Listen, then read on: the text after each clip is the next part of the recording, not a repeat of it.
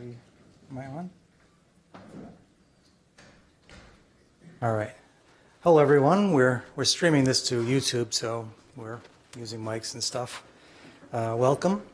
If you want a daily dose of asteroids to wake you up in the morning, check out the Daily Minor Planet.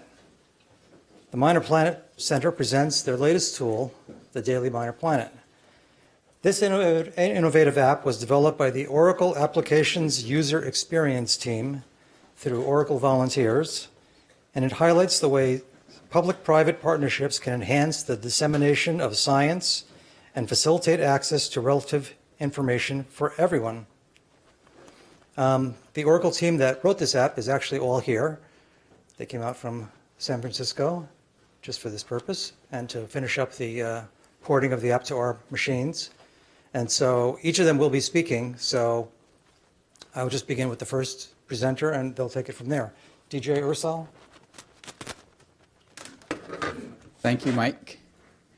And so good afternoon and possibly good evening or even good night or good morning for people in virtual space who are tuning in live for this lecture series presentation. And we are presenting live. We are in the Phillips Auditorium, Harvard-Smithsonian Center for Astrophysics in Cambridge, Massachusetts. My name is DJ Ursal, and I'm a Senior Director for User Experience Organization at Oracle. And it gives me a great privilege today to present our project, Daily Minor Planet, which was developed through the partnerships between scientists at Minor Planet Center and the volunteers from Oracle. And this is not our first project between these two teams. So on June 8th, 2015, we actually did another project with Minor Planet Center, and that project was called as the Asteroid Explorer tool. And the Asteroid Explorer tool is a tool that helps you explore relationships between the asteroid dataset. And what we thought is the story of what we achieved together through that partnership using the public-private relationships that exist between these two organizations is best told through a video. So let's take a moment to revisit the start of this journey of this meaningful partnership.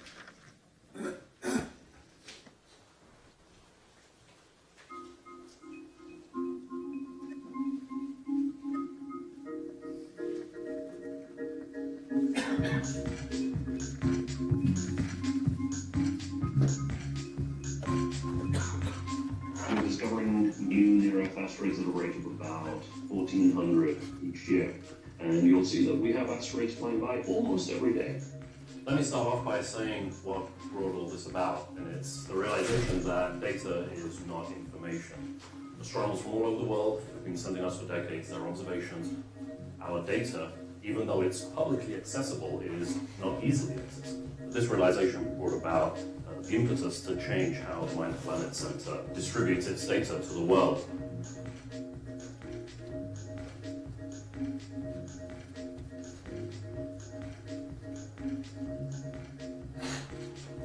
The Asteroid Grand Challenge was an effort to find all asteroid threats to human populations and know what to do about them.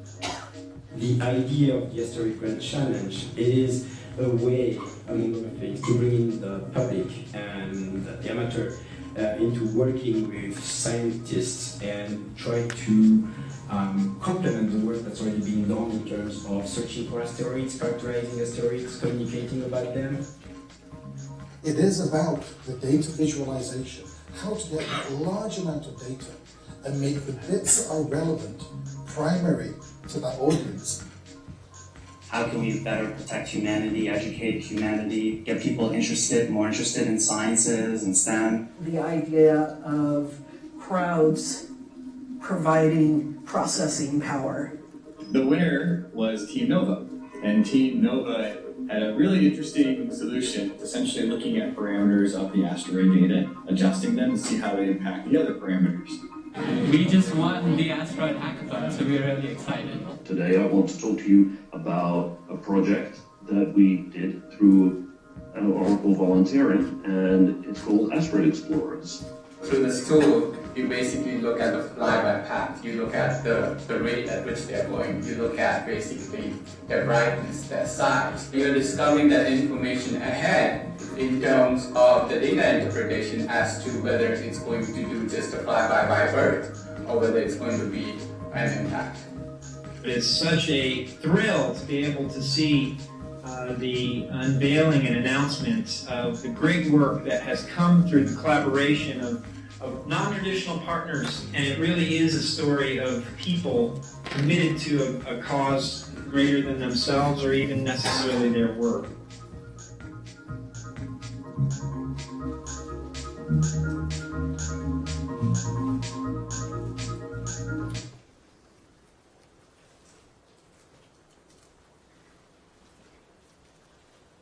And so this model for simplification that we saw combined with our design philosophy has been applied across a suite of products too.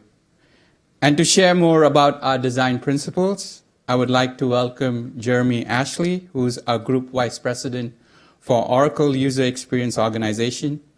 And unfortunately, Jeremy couldn't join us, and so he'll be joining us live via Skype. So I'm just going to try and connect with Jeremy on Skype. And we just...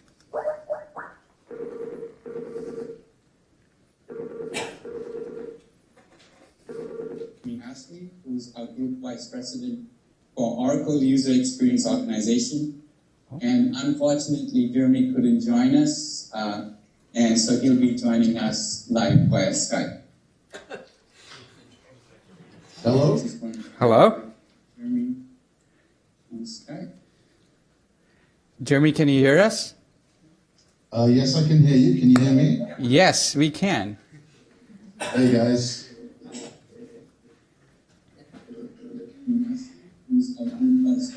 Oh. I'm getting some deja vu here. Yeah. Does he have the volume on? Is he watching your YouTube stream? Do you have your live stream? Hello? Yes, I do. I get what you're asking. Okay. Yeah, so probably. There we go. Yeah, because I think it's got a delay in terms of the presentation. No, all this technology, and we still make the same feedback mistakes on conferencing and audio equipment. It's amazing. But still. So go ahead, Jeremy. Okay. Well, first of all, thank you, DJ, for setting all this up with the Minor Planet organization there. It's been an excellent project for us all to work on over the past year and a half.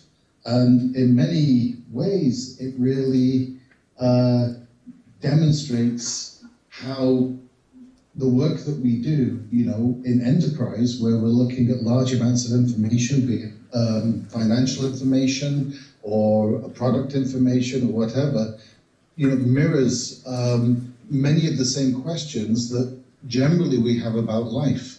So, for example, you know, the ability to be able to very, very simply understand what you want to find, and then understand how to be able to get to that, and then understand how to get more information with as little trouble as possible, and also without having to have a large amount of additional specialist knowledge.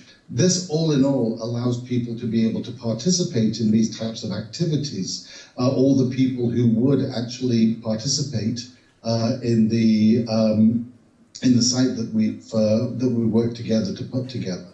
It allows anybody with an interest in asteroids and all the very factors that go around them to be able to just participate there very, very simply, very, very easily, and very, very directly. And this is really a philosophy that we've been pushing a lot with our other applications. It's a basic human need to be curious, and it's also, with that curiosity, the ability to be able to get the information that feeds that curiosity forward and answers questions, as I say, as quickly as possible. And this has been a great example of that. I believe actually one other factor of this, and this is really the successful part of any project, it's not the data, it's not the technology or anything like that at all. It really is about the passion of the team. I like to say, to my staff and when I speak, that you can tell whether the people who build a product really loved building it. That's always reflected in the end product. And for this project, this had such a great team of enthusiastic people from all sides, and that passion and that love for the product is really reflected in the final result. Great. Thank you so much for taking the time to join us live via Skype. And most probably at the end of the presentation, if possible, we would like to call you back so that in case audiences have questions, you can also help us with the question and answer session, if that's okay with you. That would be my pleasure. Great. Thank you, Jeremy. Bye.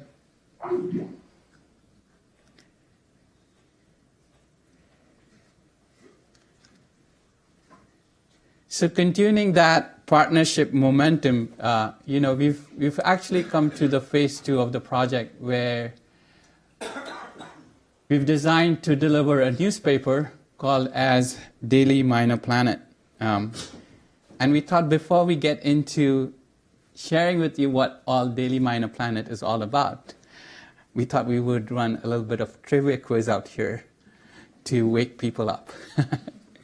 So, can anyone guess when the first newspaper was published in the world? Any guess? Anyone? And you get a present for guessing. It's a Milky Way. Make a wild guess. You don't need to give me the date, just the place in the world where you think that the first newspaper would have been published. Germany? Gothenburg? No. Greece, Rome, yes. So who answered that one? Okay.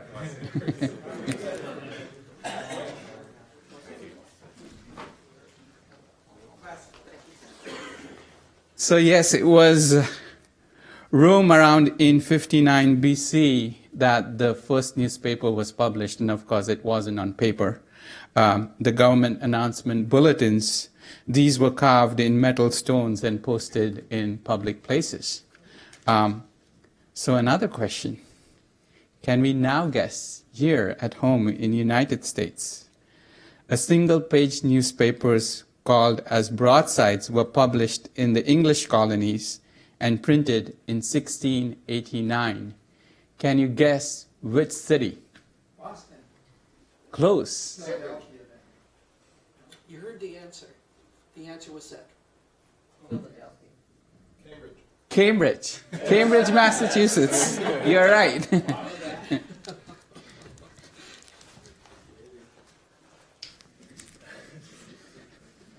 So, it was interesting because as I was researching for the trivia and I came across this, I almost felt like vibrations going through me because we are here in 2016 designing a single-page copy of a digital newspaper for MPC, and we are in the city of Cambridge. What are the odds? And so what I would like to do now is invite Dr. J.L. Galache from Minor Planet Center. And J.L. is going to talk about what was the idea behind this newspaper, how we decided on the name. And it's a very interesting story. And J.L. is right now in California, so he'll also be joining us via Skype.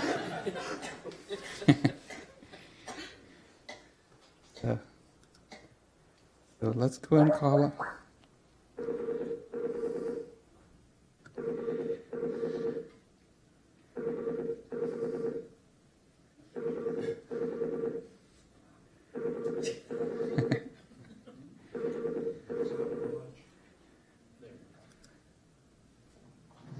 Hello, DJ. Hello, JL. How are you?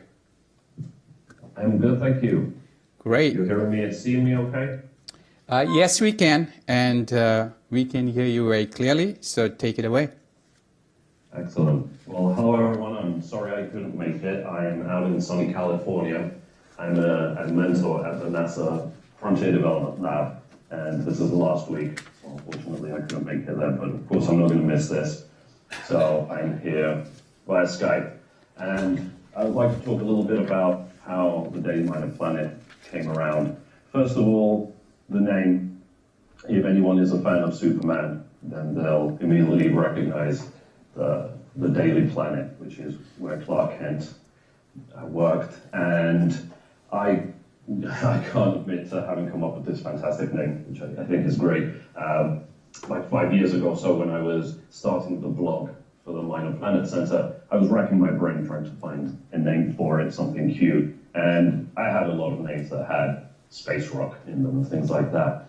And I went to our former director, Tim Sparr, and I said, I can't come up with a good name that I really like. And he's like, the Daily Minor Planet. And it seemed like, well, yes, of course, that's the only name we could have. Now, unfortunately, the blog didn't become a daily thing because it does take a lot of time to keep a blog running.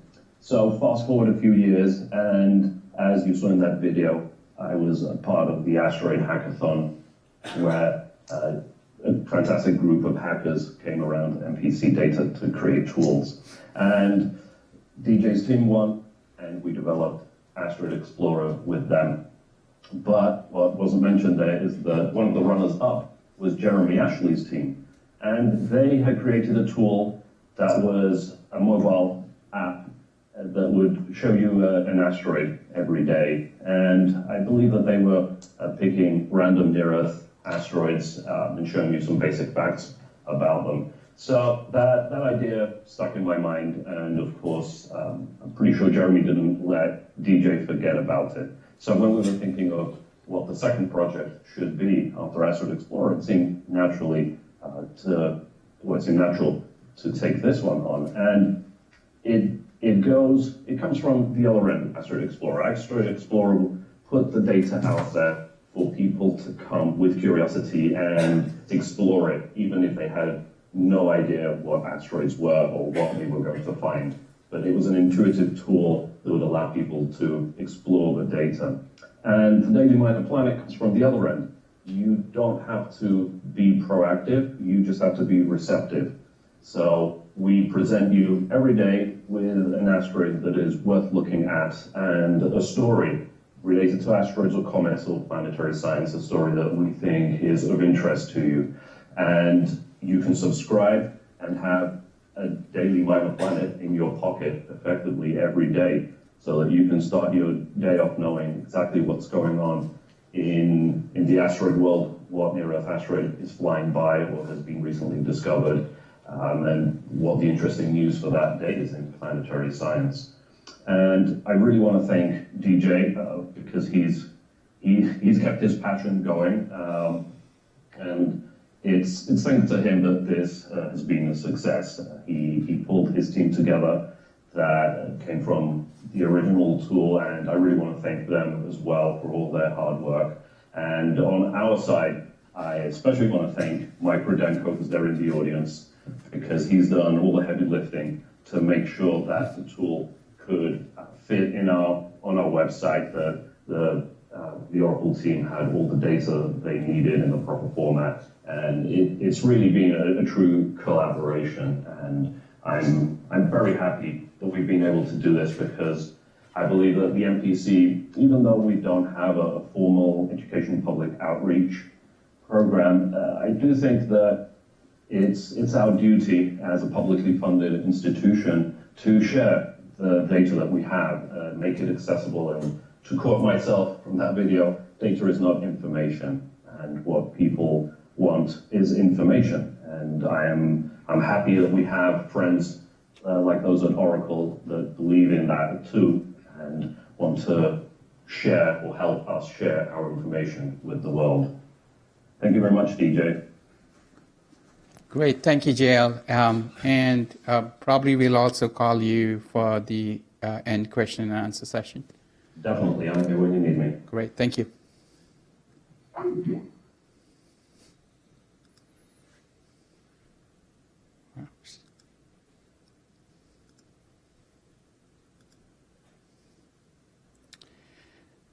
And so what we thought is, now that you've got a quick overview of what Daily Minor Planet is all about, we thought we would just give you a very quick demo and an overview of what we've delivered. It's very much aligned with the normal business process of editing and publishing a paper. Just to make it a little bit more easier for MPC to publish the paper actually pulls in data on daily asteroids, and then actually computes that data and puts it in a very interactive format, which is making the life of the news editor easier. So the news editor can go in and quickly glance at it and look at the composition of that particular newspaper. And then if he's happy, then he can go and publish it. And then once it gets published, the same also copy goes into the archive itself. And so this is what the published copy looks like. And as you can see, today is August 4th, 2016. And so this is today's copy. And it usually has a very simple format that it gives the end user the information on a daily flyby and also a news story that MPC might be interested in sharing. And that news story could be their own news story, or they can plug in a news story just to create awareness around this particular initiative. The nice part is that, and this is just a fun element, that right now what we are viewing is the modern theme, but I can click on classic, and then the theme just changes to the classic. And I guess probably why we wanted to do that is, if you look at on the left-hand side, it does say it was established in 1947. So we wanted to keep that classic look and feel, and just give you that capability to switch between these two themes, just as a playful element part of it. The other aspect, as JL mentioned, is how do we create social awareness around what is happening around asteroids, around MPC. And you can see that at any point I can share it with any of the social media channels here. So if I click on Twitter, I'm already logged into my Twitter account. I don't have to type anything, and all that I can do is go ahead and tweet it. And it's already tweeted for me with that URL to that particular page, And the easier you make it to use, as Jeremy was saying, it's just not about ease of use, it's also about efficiency. So how do we bring in efficiency into that particular design principles by making it very clean and nice in terms of what it's offering? You can click on subscribe, and you can subscribe, and then once you subscribe to the newspaper, then it will just send you that copy of the newspaper in your daily email inbox. So what I'll do is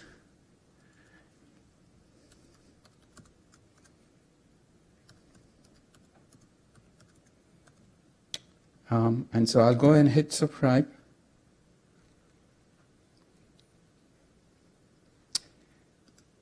And if I go into my Gmail here,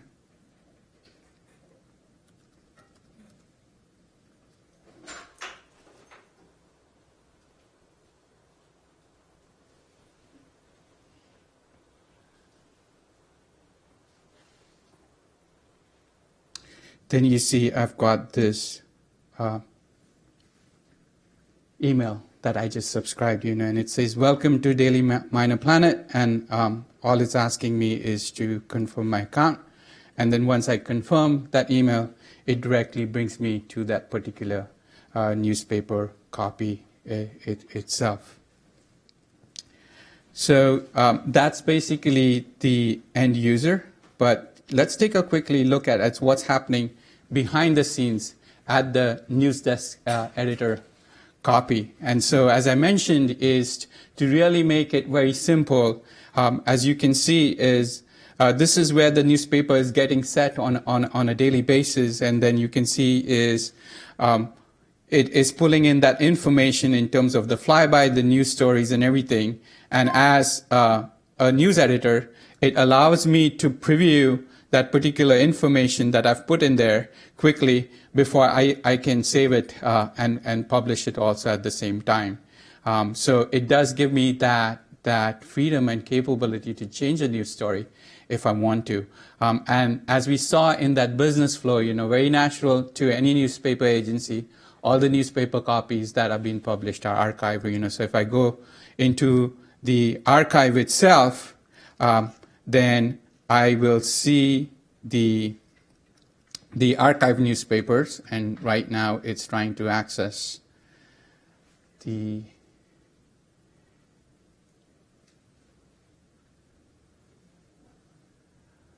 trying to access the Wi-Fi. So let me see if I lost my Wi-Fi.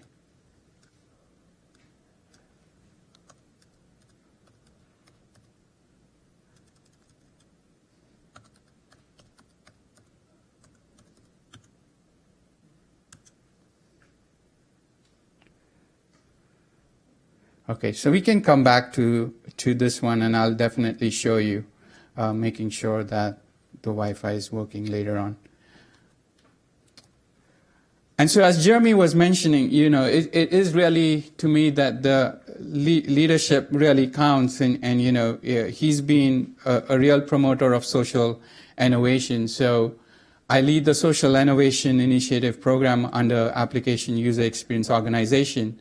And social innovation, as Jeremy was referring to, really helps us to bring not only aspiring apps UX members, but also other members from Oracle organizations together to focus on such initiatives and projects to help raise awareness for various social causes, And the project is really reflective of all these individual leaders who are combining their efforts, their talents, their insights, and enthusiasm to come together and work together, And to me, a project is half, 50% successful when you have the right team actually assigned to that particular right project. That's where the 50% of your success lies, is really ensuring that you have the right alignment and the right talent for a particular project that you're working on.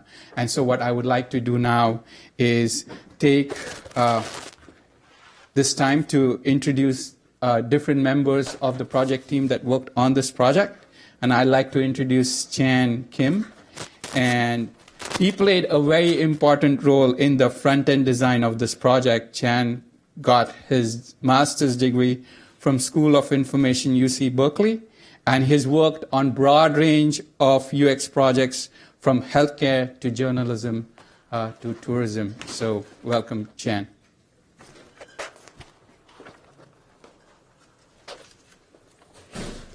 Thank you, DJ. Good afternoon and good morning, Californian who are watching this event through the live stream. And thank you for the wonderful opportunity. So the subject of the astronomy has been very interesting to me since my high school days.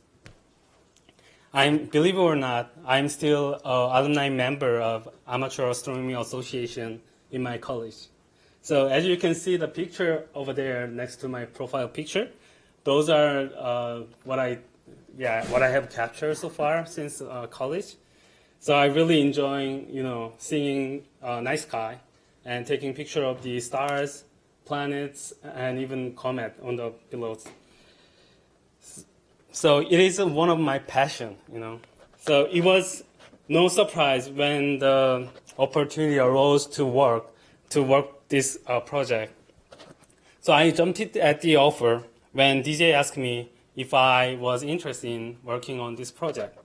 So as a user experience designer, my role here was investigating the user flows and creating the slick yet usable interfaces for both the news editor and the public user who will see the newspaper digital copy every day. So it was really fun and engaging to design those 2 pages because those 2 pages are really unique in terms of what they offer and what they do. So I spent a significant amount of time like thinking about the usability and applying our design principles to focus on the simplicity and efficiency, like in terms of how to minimize the editor's cognitive loads and also like prevent some possible potential user errors. So this project allowed me to look at the broader impact of all the like design works I undertook, and also gave me the opportunity to apply the design thinking for balancing the needs of the news editor as an individual with the needs of the like overall community as a user of a digital newspaper copy. So thank you once again. Yeah. Great. Thanks, Jen.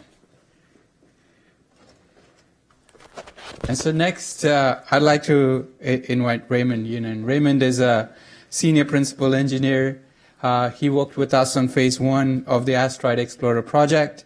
And then we were really very fortunate to have him back and come and contribute and work on this project for phase 2. Raymond has a dual degree in mechanical engineering and computer science with a major in nuclear science from UCLA. So I'd like to invite Raymond.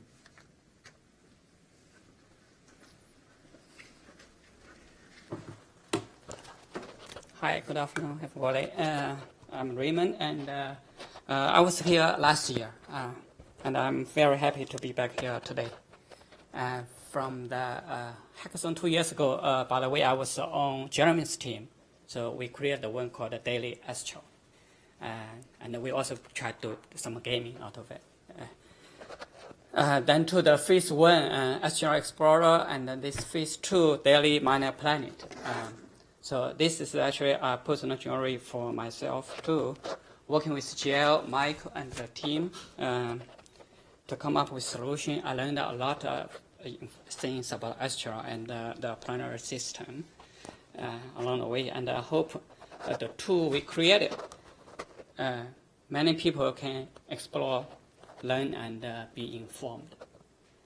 After phase 1 Asteroid Explorer launch, actually I posted a message, and comments come back like, "Oh, my kids is, I got to show this thing to my kids."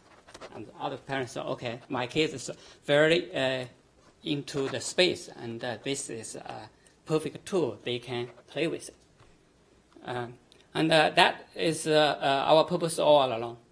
Make the data more accessible, comprehensible, and interesting. So then we also create tools to inform, inspire, and engage people and the kids. As all scientists, you guys are sitting here today, I think we have got a lot of number to crunch every day. But we also got a lot of story to tell. Like in the asteroid space, right? You have a meteor shower going on, and have asteroid mining concept. I think those are of very public interest topic to people. And with this phase 2 Daily Minor Planet, I hope that we can bring more story to more audience. As a parent,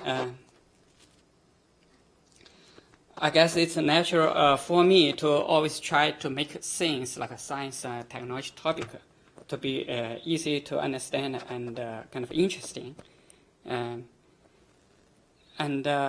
engage them to do certain activity. And what's the most engaging activity people are doing right now? I think it's like a Pokemon Go, right? So imagine like if you can point your cell phone to sky and see the asteroid, and you capture and collect them. And then with that information, come with all the scientific information into that, or the behavior or concept. So I think that would be a great education tool to lead kids into have interest in the science field and to explore and grow. So again, I really feel honored to have this, to be part of this jury, and look forward to exploring more creative ways to reach out, educate, motivate, and engage people. Thank you.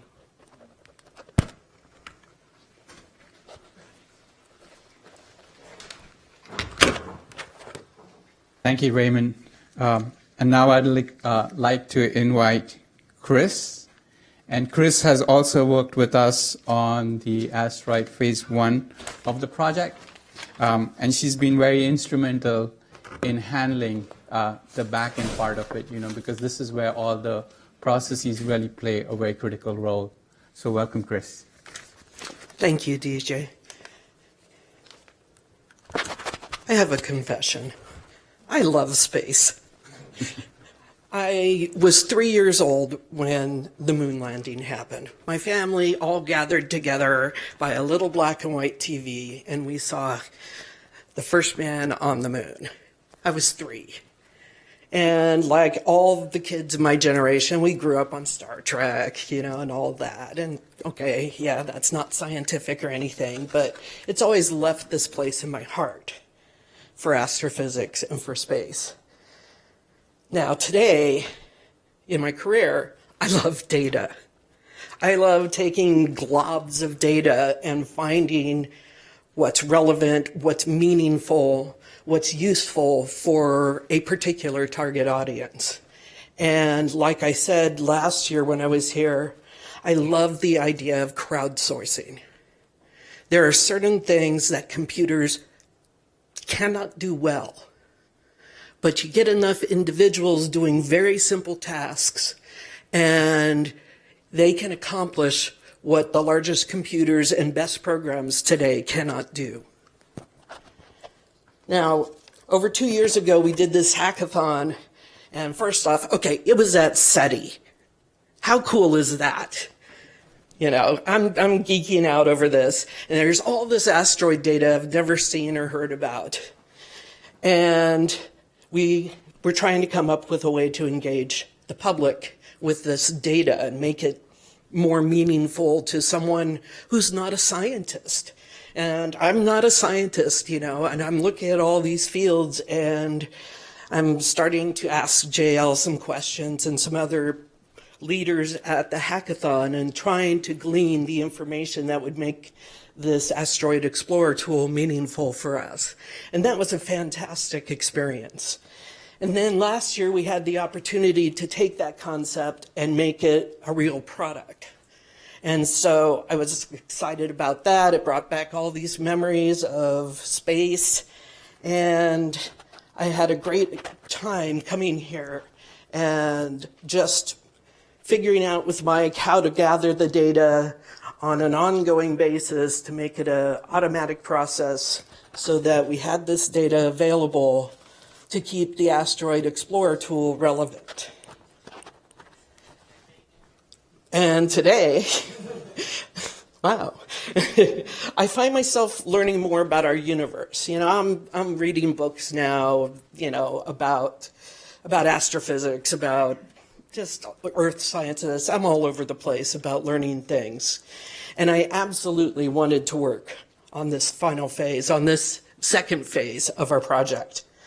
It was an amazing opportunity to work again with Mike. And this time we had to take and scrape data from different places and learn and figure out how to get that information into our system so that we could get the diagrams up and generated for the daily paper and when we email the paper out. And so there were a number of technical challenges, and each of them Mike and I worked together and figured out how to make it happen. And I get to work with some fantastic people at Oracle that I've never worked with before until I had this opportunity.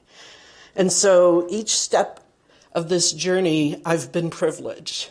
Privileged to work with the people at MPC, privileged to work with the people at Oracle.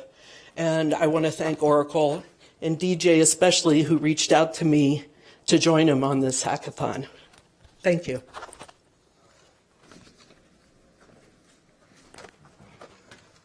Thank you, Chris. So past few days, we have been working together on site at Minor Planet Center, and bringing it all together at Minor Planet with Mike has really been an interesting journey. And believe it or not, it is Mike who gets to own it all. So I'm going to invite Mike to come and speak about it. Thanks. I think you're overstating my task here, but the Minor Planet Center has a very modest public outreach program, and we are not staffed or have the time to do such things. And so it's been a great pleasure to tap the creativity, expertise, and enthusiasm of Oracle and their volunteers in this task. And I really do want to thank them for what they've done. It's just an amazing thing, and I think my main role in this was just to keep them fed and keep them caffeinated.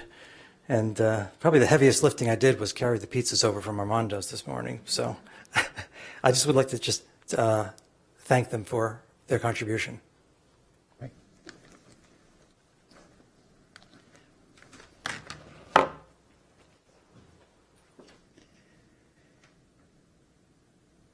And we are really very fortunate to have Victoria, who's the program manager for the new observation program at NASA and Planetary Defense Coordination Office, and she heard about this project, and it's really nice to get her thoughts and share her thoughts on the value of public and private partnership for NASA's collective mission. So last night she actually took her own personal time and went out and recorded this video for us, and she sent us this video, which I would like to just share it with you all. Hi, my name is Victoria Friedensen, and I'm Program Executive for Planetary Defense at NASA headquarters in Washington, D.C. I want to thank the Oracle volunteer team and the others for their excellent work on the Daily Minor Planet and the Asteroid Explorer.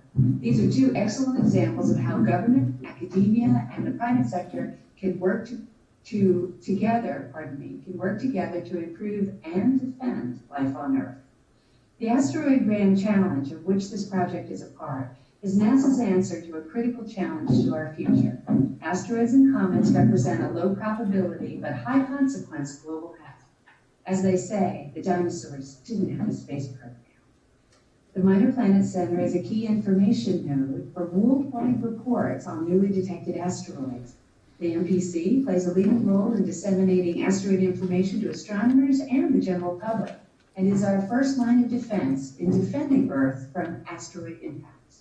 And speaking of defense, NASA is proud to fund the Minor Planet Center as a key element of the new NASA Planetary Defense Coordination Office.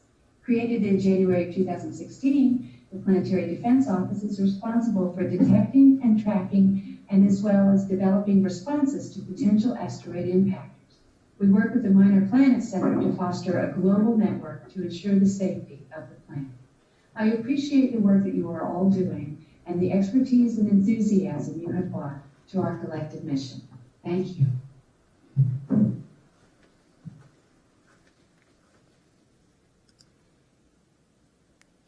So at the end, we really want to thank for this opportunity. I think this partnership has been really positive in terms of everything that we've got to not only learn, but also experience by applying our skills and working on this project together. And so what I would like to do is now open it up for question and answer session. And so I'm going to call our friends, JL in California, and also Jeremy Ashley, who's in California too. So why don't you all come up here, and then I'll just call them and we'll just field the questions together.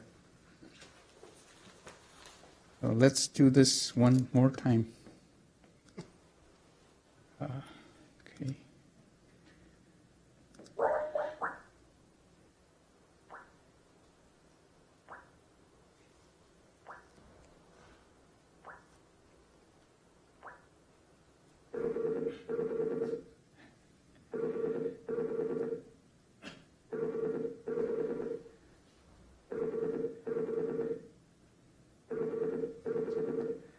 Okay. The person whom you're trying to... Okay, so let's. California must have been hit by an asteroid.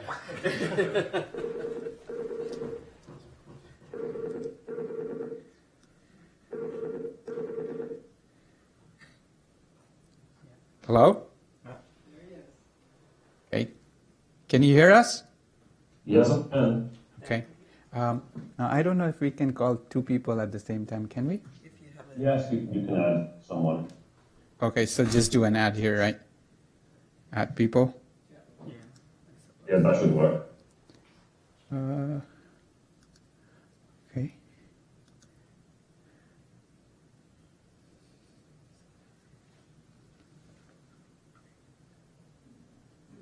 Okay.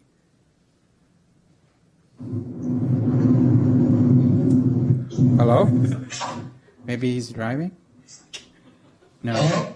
Hey, Jeremy, can you hear us? I can, yes. Okay, great. So we are going to open it up for a question and answer session. And so we have two mics in here, and so both you and JL are on Skype with us, and feel free to jump in whenever you like, and we all can hear you. No, so. Questions? Any questions? I'll bring the mic to you so that they can hear you. Thank you. So it's very interesting, a nice tool to have. Is it structured so that you can add another feature for it easily? So Mike could add another feature without calling on the team again, like today's brightest asteroids or something like that. So these folks are professionals, so their code is actually, unlike what we do, seat of the pants I programming. suspected so. Yes. They made it very easy for me. Yes, just to add to that, I mean, that was one of the basic requirements that JL and Mike had given us, that they should have that ease to change or choose another flyby asteroid if they wanted to, depending upon what they felt for that next day when they were publishing that newspaper, and they can do that very easily. Also, we've given them the entire code base. So although Mike is being very modest, he does have the ability to go in and make the modifications should he want to attempt to do such a thing. Any other questions?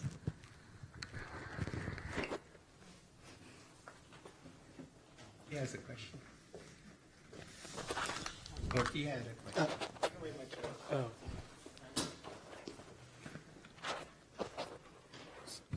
So what's next? So what's next? JL we mentioned Pokemon Go. That's yes. one way to engage a broader audience. There's 3D visualization potential here, obviously. Immersing yourself with an ocular or yes, whatever. So we are. Are you invested, enthused, ready to jump in on either of those or more?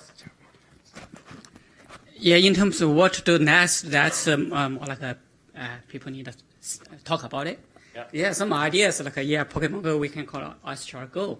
Then you can embed a bunch of things there, right? Yeah, we can make it the whole like a planetary system, kind of VR environment. So people go on, then they will just look and walk inside there.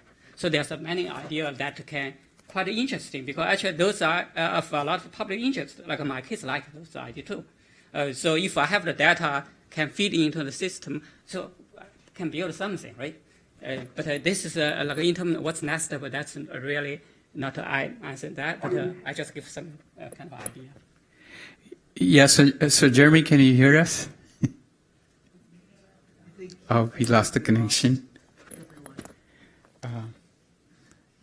Okay, so let's continue with the next question. I think is that because of the internet or? Most likely. It's always the internet. So I was wondering if for people who read the the Daily Minor Planet, and then are interested in getting even more information about the topics they see there, is there access to that through the site? Yes, there is. And so users.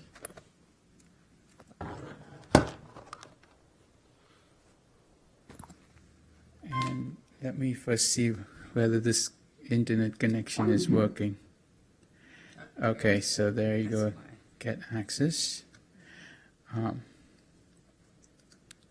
And so you can see is that this particular page, you can click on more details. And when you go click on more details, you actually get into the orbital's detail itself. And then you can further drill down and get into the interactive orbit sketch itself. So one of our design principles that guide us in terms of designing data or approaching the design in terms of layers, So if you use that concept of glance, scan, and commit, then usually you're glancing for information initially, and then you scan, and then actually you take action on the data itself. I think that whole paradigm is very human to us. So the best example is when you go shopping, you're basically shopping for clothes, and what you're doing is you're basically scanning, and then once you find a particular variety of shirt or sweater or whatever you like, then you scan and you look for the price, you look for the color, and at the end you commit by committing the transaction. Right, so it's a very fine approach in terms of designing for big data itself also, and that's why we have that concept of a single page that initially you just scan information quickly, and then you're being able to glance by clicking on more, so you can get more information on the asteroid itself, or you can get more information on the story itself, and so you can always click, and this itself is also interactive. So when you click on this will take you back to the orbital sketch diagram. Yeah, but it also, if you drag it. Yeah, so the drag and drop aspect of the orbits that you see here is very much similar to the image or the interactive sketch that is out here. I just want to mention, right now this one is running locally, right? But the public site, this image itself is active. So when you get a newspaper, that newspaper is also interactive. So you can move around it on the paper itself. It's kind of live.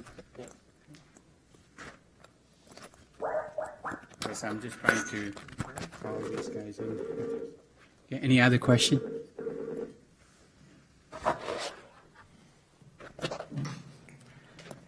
So is there a way to build more engagement around the Daily Minor Planet by integrating some sort of crowdsourcing task? And if so, like what would a simple crowdsourcing task be that would be simple for a layman to execute, and also useful in some way for, I don't know, maybe cleaning data sets or something like that. JL question. JL, did you get to hear that question? Yes, I think I caught it. What crowdsourcing tasks could be available with asteroid data, right? Yes. Yes.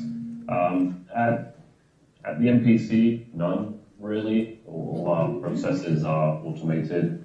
We don't really run into any problem where we need, any huge problems where we need human intervention and we're overflowing with data. But there is currently the Asteroid Zoo, which the Zooniverse has set up. And if you just search for Asteroid Zoo, you'll find the website. And what that is trying to do is see whether humans can perform better than algorithms at finding asteroids in observations. So they've offered it, I think, the entire plot from the Catalina Spy Survey, and you get a blinking of before or 5 images, and you have to count the moving asteroids in the images. So that is an example. There are automated routines that count the asteroids, but it will be interesting to see if they perform better than thousands of humans can do. Okay. Any other questions? If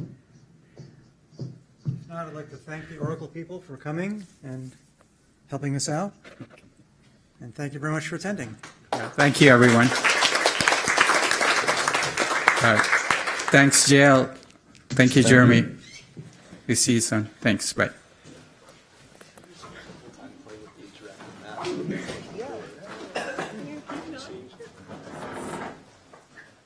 I don't know. These guys aren't very